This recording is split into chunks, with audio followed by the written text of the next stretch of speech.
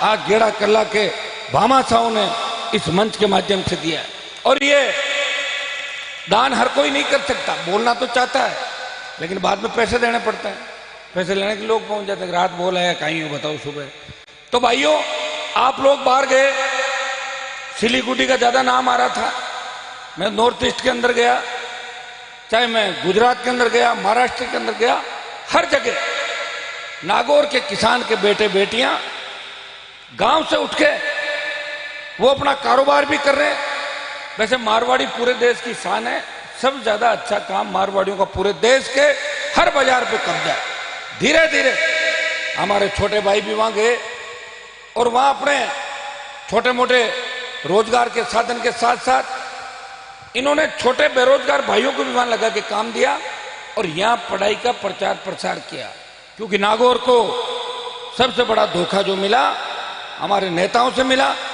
52 से लेके आज तक नेताओं ने थोथे भाषण दिए, सत्ता का आनंद लिया, खुद के परिवारों के बाद किसी को आगे नहीं बढ़ने दिया।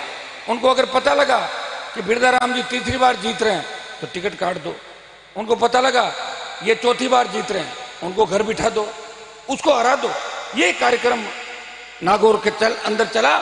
इसलिए बीते साहब सुनियो, इसलिए 52 से लेके 1998 तक 46 साल में मृदाओं को छोड़ के कोई मंत्री नहीं बना राजस्थान की सरकार के अंदर। बना तो मुझे नाम बता दो उसका। 1998 के अंदर पहली बार भंवर सिंह डांगावास गृह राज्य मंत्री बने, वो भी क्या राज्य मंत्री बने। 46 साल तक किसी का नंबर ही नहीं आने दिया।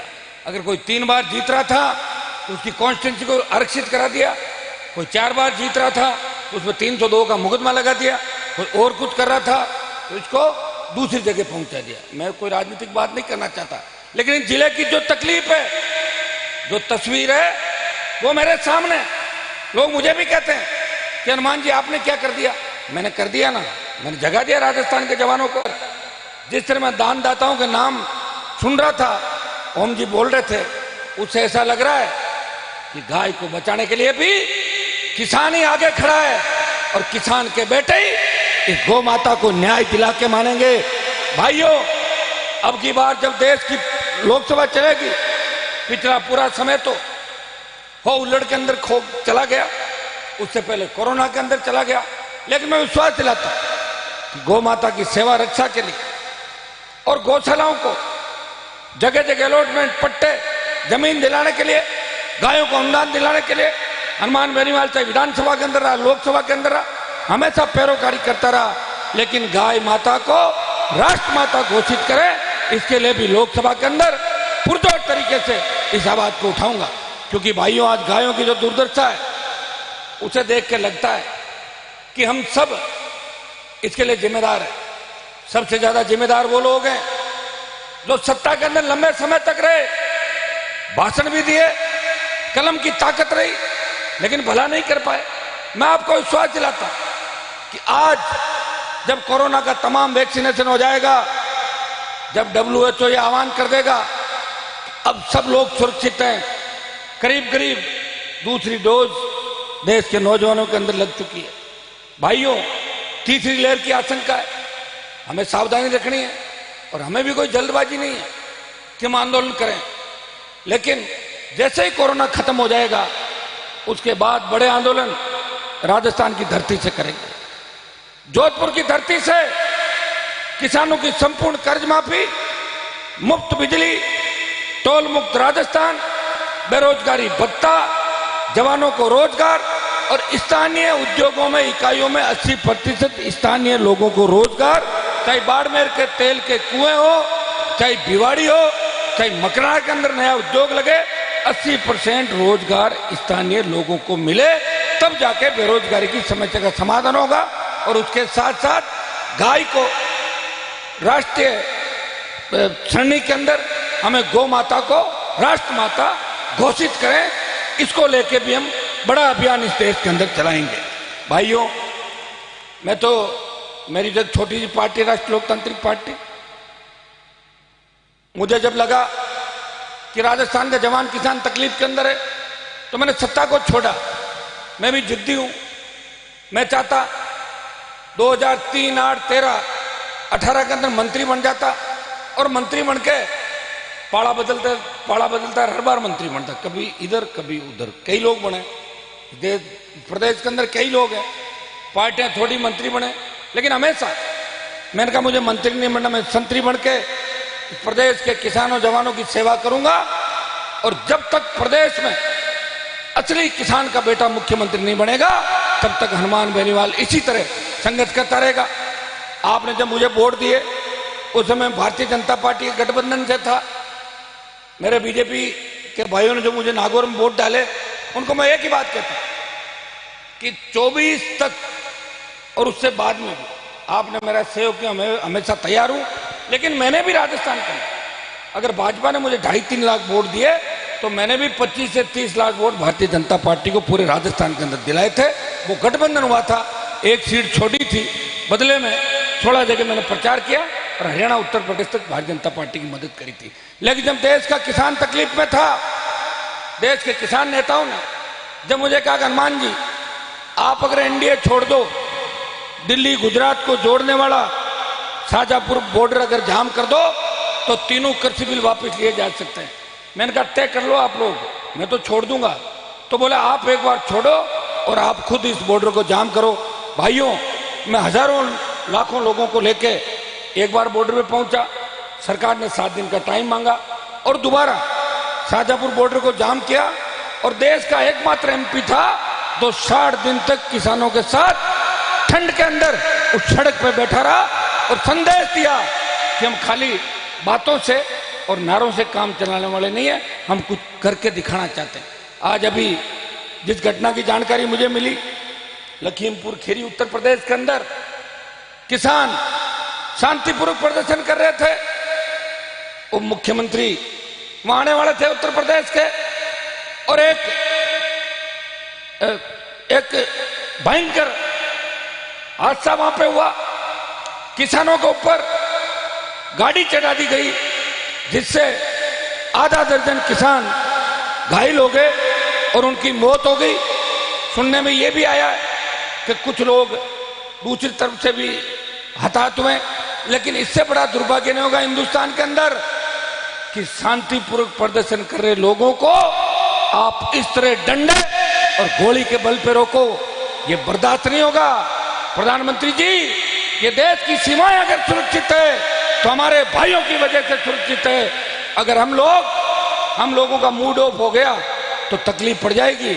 मोदी जी, आपको भी अगर प्रधानमंत्री बनाया तो किसान के बेटों ने बनाया। ये उत्तर प्रदेश, हरियाणा, राजस्थान, दिल्ली, पंजाब और मध्य प्रदेश की 125 से ज्यादा सीटें थी जिनमें 115-20 सीट भारतीय जनता पार्टी ने एनडीए गठबंधन को मिली थी। मत भूलो कि जो आपने आपको सत्ता पे बिठाया वो आपको सत्ता के नीचे भी ले आएंगे। कई लोग सत्ता के अंदर आए थे, लेकिन हमेशा इस प्रजा लोकतांत्रिक व्यवस्था के अंदर हर चीज को मिल बैठ कर सुलझाया जाता है। आज लंबा समय हो गया, 600 से ज्यादा किसान शहीद हो गए, सरकार बात नहीं कर रही है। सरकार की हठधर्मिता देखो। ये तो एक तरीके से ये राज हो गया जैसे भाई हम आजाद भारत के अंदर नहीं है। आप उनकी बात सुनो, बैठो और जो बिलों के अंदर वापस लेने की बात कर रहे हैं और प्रधानमंत्री जी खुद लोकसभा में बोल गए कि बिल हम सस्पेंड कर रहे हैं। जब सस्पेंड कर दिए तो वापस ले लो। सस्पेंड करना भी थूक के चाटना ही है। या तो सस्पेंड क्यों, लागू करके दिखाओ। जब लागू नहीं कर रहे हो तो किसानों की बात मान लो, क्योंकि वोट लेने इनके पास ही जाओगे। भाइयों, मैं इतना विश्वास आपको दिलाता हूं कि वीर तेजाजी महाराज की कृपा इस प्रदेश और देश के किसानों पे। अब की बार शेखावाटी के अंदर जब तेजादशमी थी तो मैं सांगलिया के कार्यक्रम के अंदर गया। 1.5 लाख से ज्यादा लोग वीर तेजाजी महाराज के मेले के अंदर, 1.5 लाख से ज्यादा लोग शेखावाटी के अंदर मजबूती से उस कार्यक्रम को सफल बनाते। उसमें 30,000 से ज्यादा तो महिलाएं होगी। छोटे भाई भगत सिंह की भूमिका के अंदर चलेंगे। माताएं बहनें झांसी की रानी लक्ष्मीबाई बन के इस भ्रष्टाचार का खात्मा करेगी। इस राजस्थान और देश के अंदर हमें लड़ना होगा। आज हर व्यक्ति, राजनीति के अंदर देख लो, टिकट की कतार में खड़े रहते हैं। मैंने बड़े बड़े नेता देखे, हिम्मत और हौसला नहीं है। टिकट में तो लाइन लगा खड़े हो जाएंगे, लेकिन जब टिकट कट जाए और चुनाव नहीं लड़ा पाए तब उनको चिंता होती है कि हमारा राजनीतिक कैरियर खराब हो जाएगा। अरे भैया, राजनीतिक कैरियर आप अगर पार्टियों के अंदर रहोगे ना तो भी खराब हो जाएगा। आपके लोग आपके साथ रहने चाहिए। इसलिए हनुमान बेनीवाल किसी राजनीतिक कैरियर की परवाह नहीं करता। 20 साल के अंदर बड़े बड़े अपराधियों से, माफियाओं से लड़ते हुए एक शुरुआत एक व्यक्ति ने करी और देश के अंदर यह संदेश दिया कि राजस्थान के अंदर भी तीसरी ताकत खड़ी होगी। और भाइयों, राजस्थान में तीसरी ताकत को खड़ा कर दिया। वो सब आपके सहयोग और आशीर्वाद से बना। मैं अकेला कुछ नहीं कर पाया। उसमें सबसे बड़ी कृपा अगर थी तो वीर तेजाजी महाराज की कृपा थी। एक व्यक्ति एक विधायक बनता है, उसके बाद 3 विधायक प्रधान और एक नगर पालिका का चेयरमैन बनाता है। और पार्टी का सफर कितना है? अब तो 2.5 साल का ही सफर है, 3 साल भी पूरे नहीं हुए राष्ट्रीय लोकतांत्रिक पार्टी को। आप हिम्मत रखना। मैं आपको विश्वास दिलाता हूं कि मैं इस सत्ता को छोड़ के हमेशा आपके आगे खड़ा रहूंगा, प्रयास करूंगा। जब तक मेरे भाइयों को न्याय नहीं मिले, जब तक किसानों को न्याय नहीं मिले। लोग मेरे पे जातिवाद का आरोप लगाते हैं, लेकिन राजस्थान के अंदर अगर किसी भी जाति ने मुझे याद किया, किसी भी जाति पे अगर संकट आया तो हनुमान बेनीवाल को अगर याद किया तो सबसे पहले उस जाति का संकट दूर करने के लिए हर तरीके से खड़ा मिला। आप ज्यादातर सोशल मीडिया की बात करते हो, उसमें तो मैं रहता ही रहता हूं। व्यक्तिगत तौर पे भी जब आपको मेरी आवश्यकता जहां भी पड़ी, हमेशा मुझे आपके बीच पाया, कभी छोड़ के नहीं गया। और सबसे बड़ी बात है कि सत्ता को ठोकर हमेशा मारी और पूरी जवानी संघर्ष के अंदर बिता दी। आपको सत्ता के उस सिंहासन पर लेके जाऊं, इस विचार के साथ मैं आगे बढ़ रहा हूं। भाइयों, मैं ऐसा राजस्थान चाहता हूं जहां थाने तहसील के अंदर आप जाओ तो आपका मान सम्मान हो, और थाने के अंदर जाने से, आगे निकलने से जो गरीब आदमी है वो नहीं डरे। आजकल तो हालात क्या है कि गरीब आदमी थाने के आगे से नहीं निकलता है, थानेदार पकड़ के बंद कर देगा। और बदमाश थानों में पार्टियां करते हैं रात को। रोज आप अखबार के अंदर देख रहे हो कैसी दरिंदगी हो गई। न तो हमारे छोटे बच्चे सुरक्षित है, न हमारी छोटी बेटियां सुरक्षित है। मुझे लग रहा है कि नए सिरे से परिवर्तन की आवश्यकता है। और परिवर्तन कौन करेगा? नौजवान करेंगे। जिस तरह आजादी के आंदोलन के अंदर भगत सिंह ने देश के नौजवानों को ऊर्जा भरी थी, उठो, अपनी ताकत को पहचानो। मेरे से बड़ा लड़ाका इस राजस्थान और देश में बहुत कम मिलेगा। भाइयों, पूरी ताकत के साथ लड़ रहा हूं।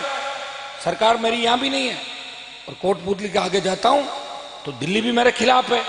फिर भी कोई भी व्यक्ति मेरे पास आता है, मैं कोशिश करता हूं, प्रयास करता हूं कि उसका काम हो, मेरे घर पे या मेरे पास आने वाला व्यक्ति खाली नहीं जाए। वो हनुमान बेनीवाल से कुछ न कुछ अगर काम आया है तो उसका काम करें।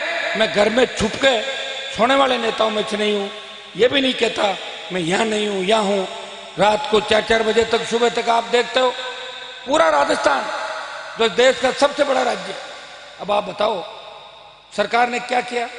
इस राजस्थान की सरकार ने भी, अभी गहलोत का बयान पढ़ रहा था मैं, वो कहते कोई कितनी माड़ा फेरो 15-20 साल तक और रहूंगा। बताओ किस किस तरह के मुख्यमंत्री भाषण दे रहे हैं। मतलब डिप्रेशन में चले गए सीएम खुद। एक तो बेटा हारने से परेशान है, और दूसरा सरकार में जो उठापटक चल रही है, सब काम भूल के एक ही काम में लगे कि विधायकों को कैसे खुश रखा जाए, कांग्रेस के विधायक खुश रहे। तो भाइयों, सारे कांग्रेस के विधायक है अपने अपने इलाके के अंदर मुख्यमंत्री बन गए। इसको एसडीएम डिप्टी लगा दो और थानेदार चाहे जैसी मौज मस्ती कर दो। ये तो मैं धन्यवाद दूंगा नौजवानों का कि आप खड़े हो, मजबूती से खड़े हो। अभी आपको और लड़ना होगा। अभी आने वाला जो समय, ये फाइनल मुकाबला है राजस्थान का और इस देश का। इस मुकाबले में हमें मजबूती से लड़ना है। कई उतार चढ़ाव आएंगे।